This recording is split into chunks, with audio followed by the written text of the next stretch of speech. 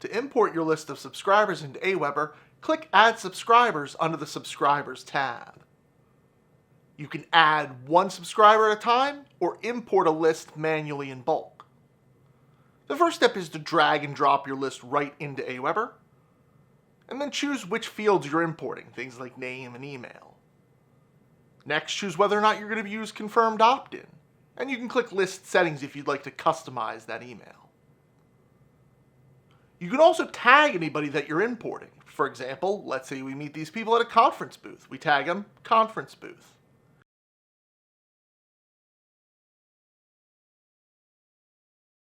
And then the next step, explain how you obtain this list.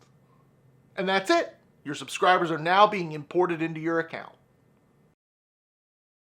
So go ahead, try this in your account today. And if you don't have an Aweber account yet, don't worry, it's absolutely free to sign up. Until next time.